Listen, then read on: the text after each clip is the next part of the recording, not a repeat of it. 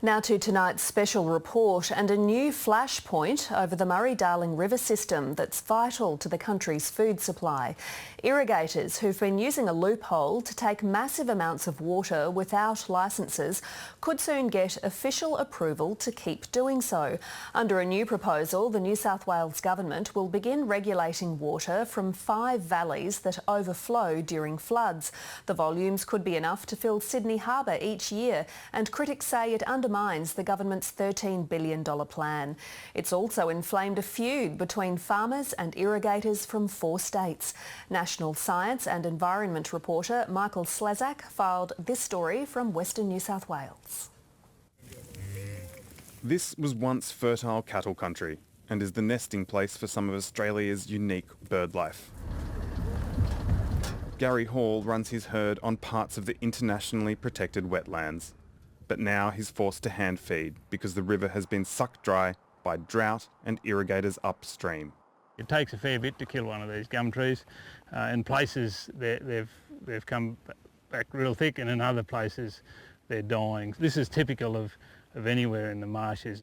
Mr. Hall says the land is changing for the worse. Our production system is all about grazing cattle in the marshes. So the less water that's arriving at the marshes, the less vegetation that's growing, we've had to adapt and lower our stocking rate. Under the current system, cotton farmers are licensed to take water from the river, but they're also pumping extra water that overflows into floodplains during heavy rains and storing it in massive dams. So far, that water has been there for the taking. It's like driving a car without having a licence. They aren't licensed to use that water. This dam will hold 3. Cotton grower Michael Egan represents irrigators. Floodplain harvesting has been happening for over 20 years, so it's been going on for, ever since we've been irrigating, really.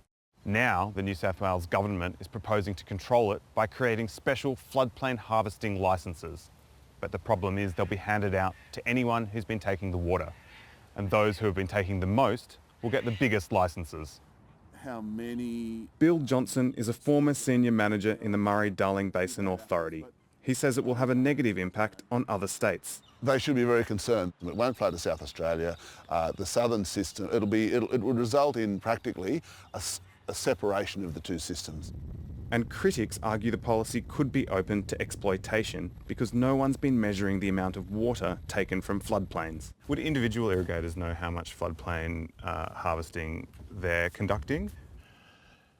Again, it's a little bit rubbery. There's rainfall, there's storage losses, and so it actually becomes quite complicated. They're going to say to you... Gary Hall's neighbours say if the new licences are tradable, irrigators will be able to make more money. It's just making one people richer and richer and richer. The rest of the communities, they're getting poorer over it. Yeah. I think it's just a disgrace.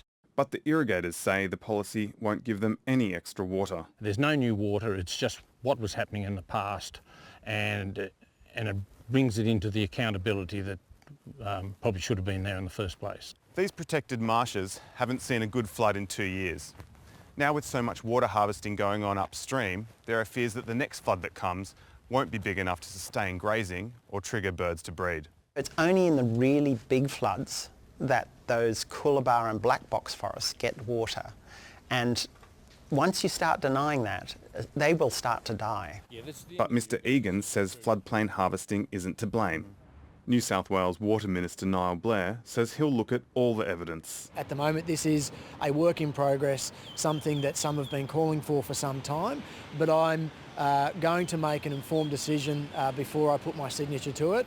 It's ridiculous to run a system where you acknowledge you don't know how much storage there is, you don't know how much water's been taken. As the drought continues to linger, one thing all parties agree is it's high time that the floodwater loophole is closed. Michael Slezak, ABC News.